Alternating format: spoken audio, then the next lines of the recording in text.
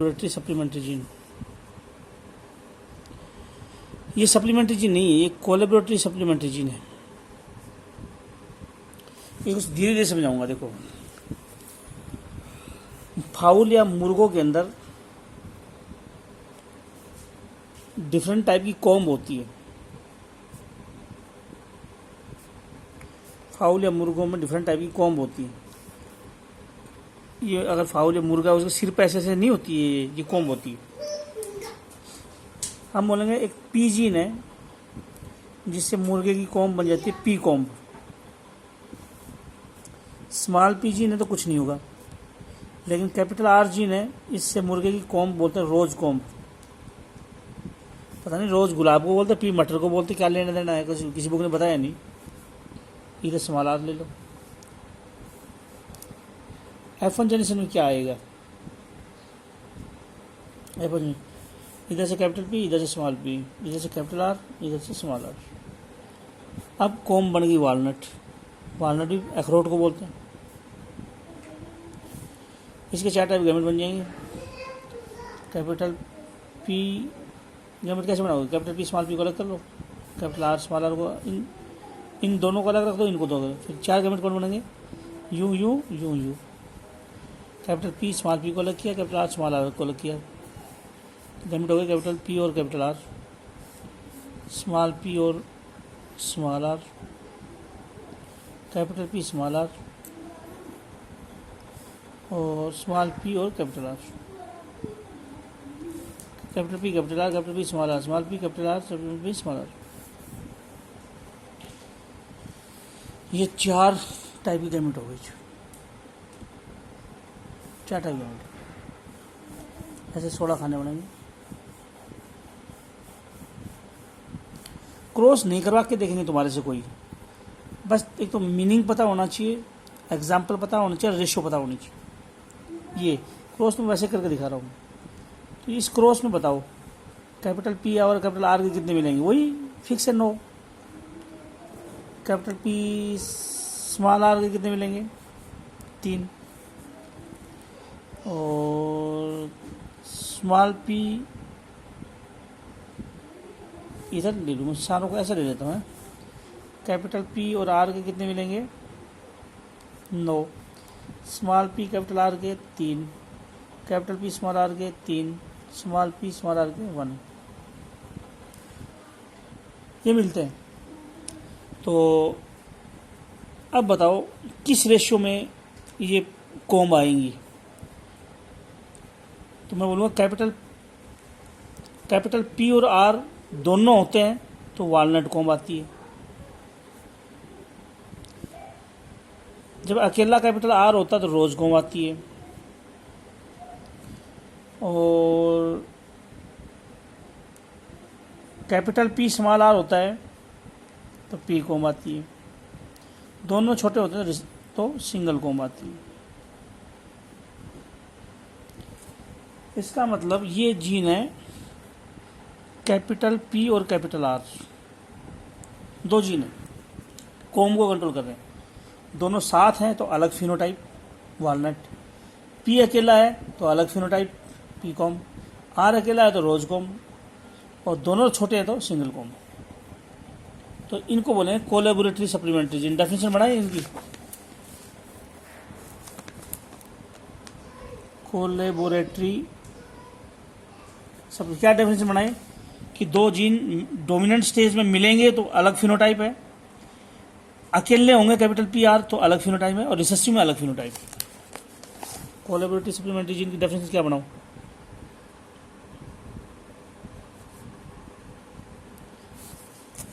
To dominant gene, 2 dominant gene है, उनको हम बोलेंगे कोलैबोरेटरी सप्लीमेंट्री जीन।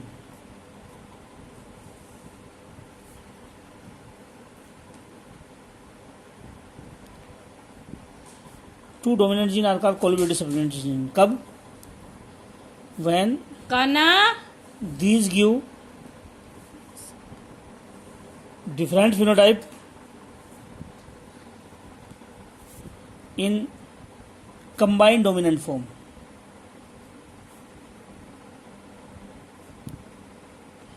जब कंबाइंड है डोमिनेंट तो अलग फिनोटाइप, मतलब कैपिटल पी और कैपिटल आर एक साथ है, कंबाइंड डोमिनेंट में अलग phenotype. Single dominant form, single dominant form मतलब या तो पी डोमिनेंट है या आर डोमिनेंट है, इसमें डिफरेंट फिनोटाइप। दो डोमिनेंट जिनको कोलैबोरेटिव सप्लीमेंट्री तब बोलेंगे जब अलग फिनोटाइप आएगी, कंबाइंड डोमिनेंट फॉर्म से, सिंगल डोमिनेंट फॉर्म से और रिसेसिव फॉर्म से। कैपिटल पी को और कैपिटल आर को कब बोलोगे कोलैबोरेटिव सप्लीमेंट्री? जब दोनों साथ होंगे, dominant, capital P dominant, R भी डोमिनेंट, तो अलग फिनोटाइप। कैपिटल पी अकेला या आर अकेला तो अलग फिनोटाइप, और रिसेसिव तो अलग फिनोटाइप। तो रेशियो क्या आएगी? तो मुझे दो, ये तो हो गए पी आर दोनों हो तो 9 होते हैं, तो 9 हो गए।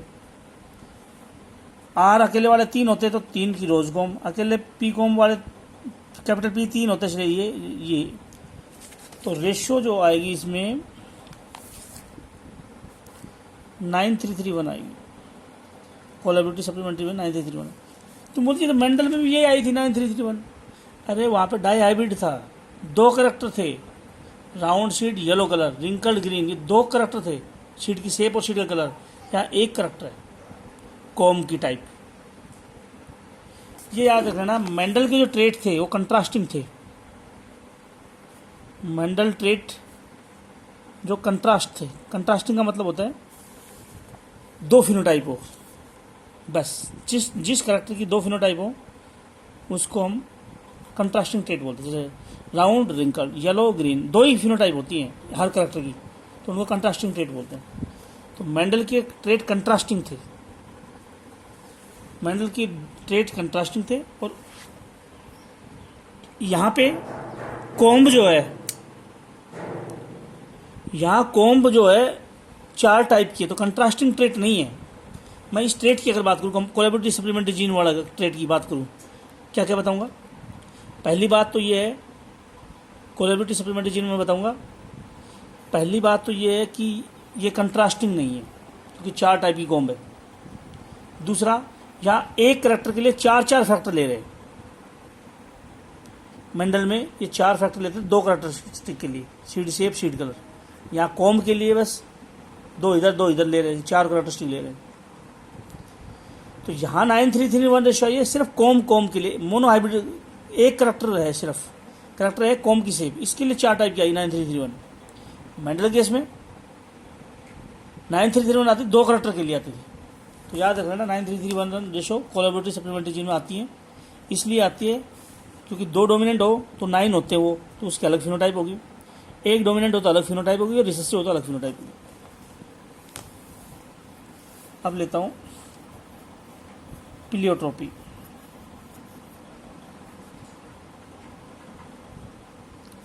प्लियोट्रोपी होती है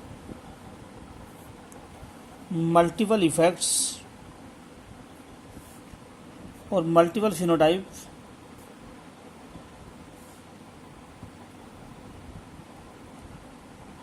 ड्यू टू वन जीन। एक जीन से कई फिनोटाइप कंट्रोल हो, कई जीन से एक फिनोटाइप कंट्रोल हो तो चल जाए, लेकिन एक जीन कई फिनोटाइप को कंट्रोल करे। मल्टीपल इफेक्ट है multiple phenotype due to one gene is called pleiotropy. ये फिनोमिना है जिसमें एक जीन के कई असर आ रहे हैं। ऐसे जीन को क्या बोलोगे? प्लियोट्रोपी शो करेगा जिसके इफेक्ट बहुत ज़्यादा होंगे। Such gene is called pleiotropic gene.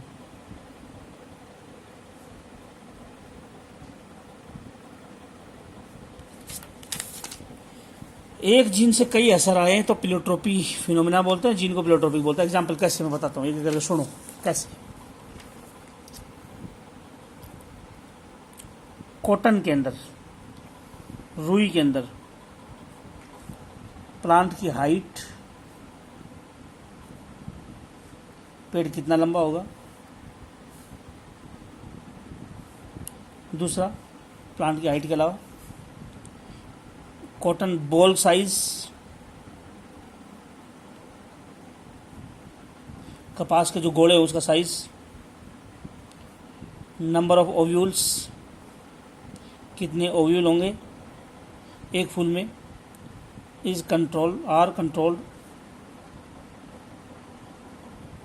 Bye one gene.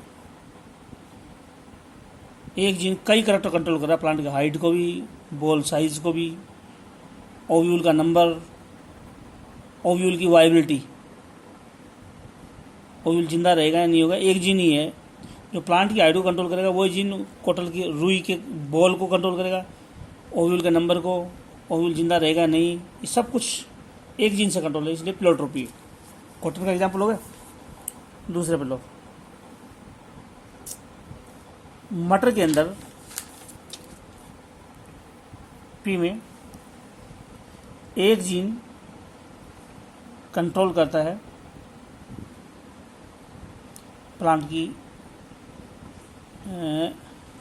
Flower colour,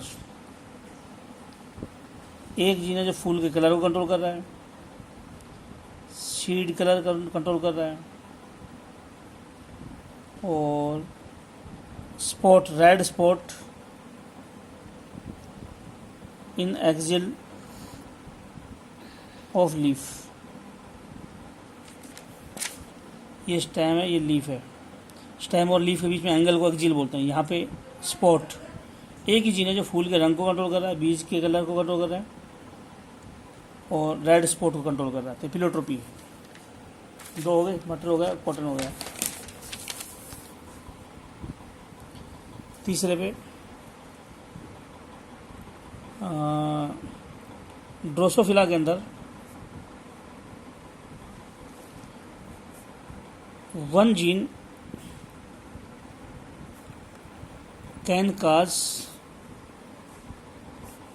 depigmentation, one gene can cause depigmentation of many part. एक जीन कई जगह प्लांट को ड्रोसोफिला को कलरलेस बना देता है। एक जीन की वजह से ड्रोसोफिला कई जगह कलरलेस हो जाता है। चलो, चौथा है सिकल सेल एनीमिया। एक जीन की वजह से आरबीसी, एक जीन की वजह से हीमोग्लोबिन बिकम अबनॉर्मल। एक जीन खराब होने से हीमोग्लोबिन अबनॉर्मल हो जाती है। आरबीसी की शेप सिक्कल जैसी हो जाती है। एक जीन खराब होने से, एक जीन से हीमोग्लोबिन भी अबनॉर्मल, आरबीसी की शेप सिक्कल दराती जैसी, और आरबीसी होगा, हीमोग्लोबिन हो गई, एनीमिया हो जाता है। तो एक जीन से हुई सब कुछ, तो ये प्लेटोट्रोपी है। और फिनाइल कीटोनुरिया,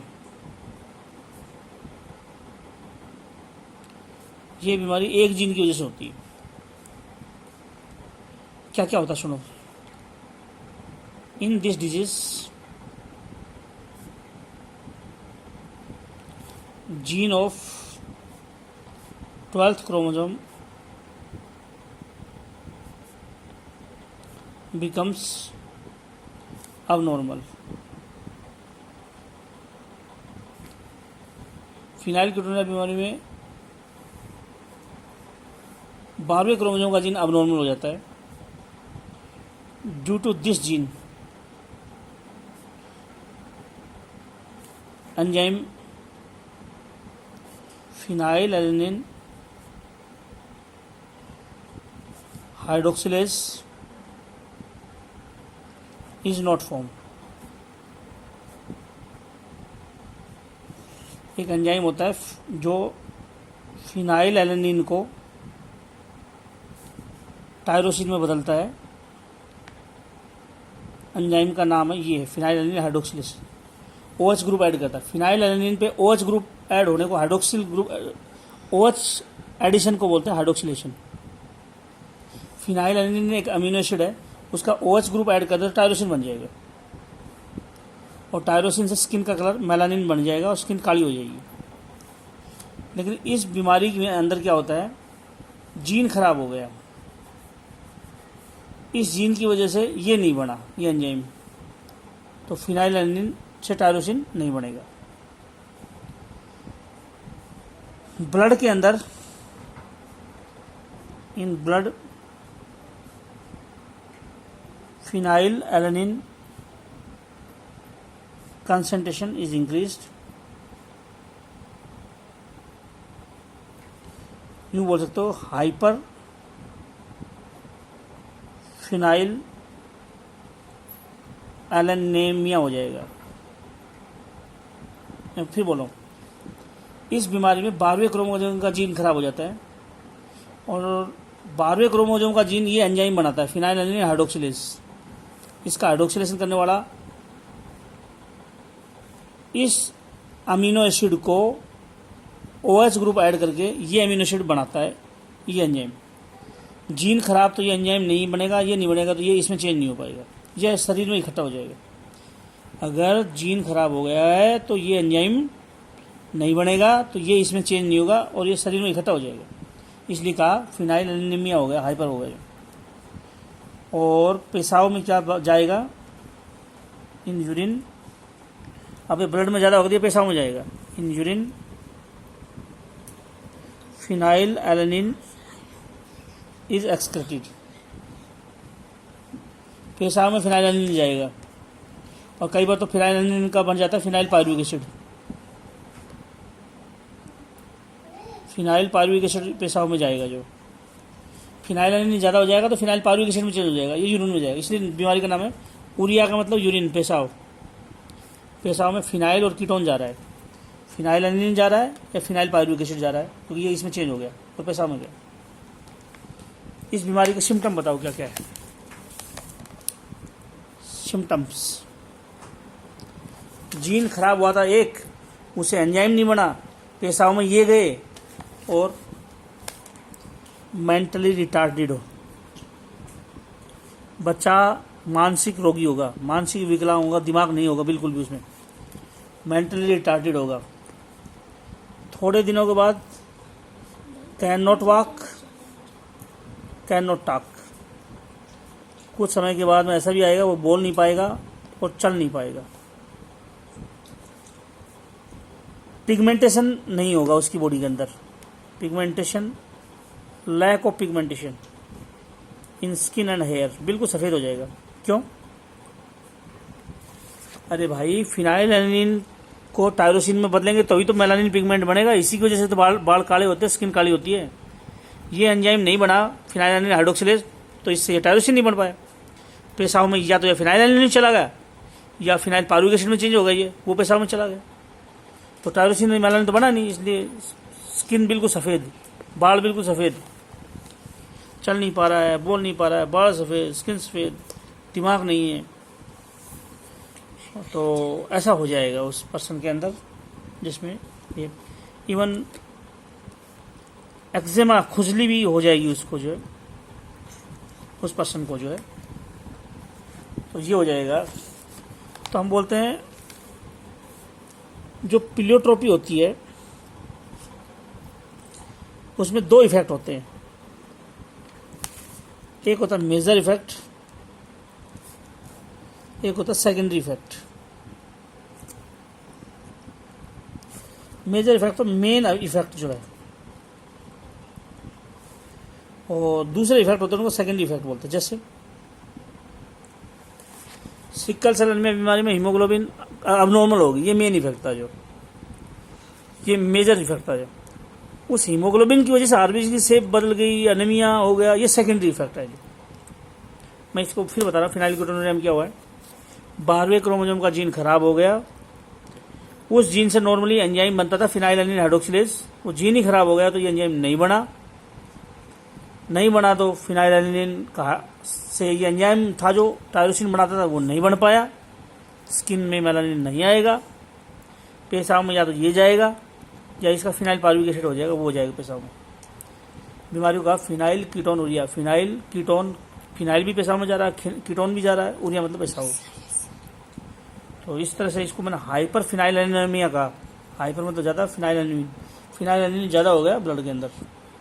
और वैसे बताऊं थोड़ा सा इसके बारे में, थोड़ा सा टाइम है तो, ये COH, ये NH2, ये H और ये R, ये कौन सा अमीनो एसिड है? ये एलेनिन है। इस पे बेंजीन जोड़ दो तो क्या बन जाएगा? ये बन जाएगा फिनाइल एलेनिन, फिनाइल एलेनिन। और इस पे OH और ऐड कर दो तो क्या बन जाएगा? तो ये COH, NH2, H, ये हो गया एलेनिन, ये हो गया फिनाइल एलेनिन, और इसमें OH ऐड होते टायरोसिन बन गया। तो ये OH जिसने ऐड किया है, इस OH को ऐड किया है, उस एंजाइम का नाम है फिनाइल एलेनिन। तो ये था ही, OH ऐड किया तो हाइड्रोक्सिलेशन किया, इसलिए हाइड्रोक्सिलेज एंजाइम हो गया। भाई एलेनिन का तो पता ही है तुम्हारे को, हर अमीनो एसिड में एक NH2 होता है, एक COH, H और R की वैल्यू अगर CH3 तो एलेनिन बनता है, ये मैं बता रखा है। इसमें बेंजीन और जुड़ गई तो फिनाइल ग्रुप जुड़ गया तो फिनाइल एलेनिन हो गया, फिनाइल एलेनिन हो गया ये। और इसका OH ऐड होते के साथ टायरोसिन ही होता ही है, दोनों एरोमेटिक अमीनो एसिड है बेंजीन वाले। तो फिनाइल एलेनिन तो ये था, टायरोसिन ये है। OH ऐड कर दे कोई एंजाइम तो फिनाइल एलेनिन हाइड्रोक्सिलेज करेगा। लेकिन अगर जीन खराब हो जाए, नो जीन, तो हम बोलेंगे नो एंजाइम।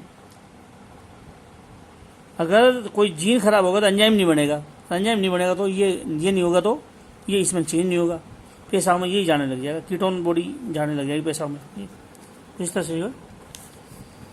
यानी यूँ बोल दो, ये तो फिनाइल एलेनिन अमीनो एसिड है और इसे टायरोसिन में बदलना है OH ग्रुप ऐड करके, एंजाइम ये ऐड करेगा, फिनाइल एलेनिन हाइड्रोक्सिलेज करेगा, ये सब कुछ। लेकिन अगर जीन खराब हो गया तो ये एंजाइम नहीं बनेगा और ये इसमें चेंज नहीं हो पाएगा, और ये पेशाब में ये जाएगा, पेशाब में या तो जाएगा फिनाइल एलेनिन या फिनाइल पायरुविक एसिड बनकर यूरिन में जाएगा। और फिनाइल एलेनिन बॉडी में इतना ज़्यादा हो जाएगा कि दिमाग काम करना बंद करके मेंटली रिटार्टेड हो जाएगा, इस अमीनो एसिड ज़्यादा होने से शरीर में। जो ब्लड टेस्ट से मालूम पड़ जाएगा ये सब कुछ कितना अमीनो एसिड बॉडी में है। तो इसको मैं यही रोक रहा हूँ।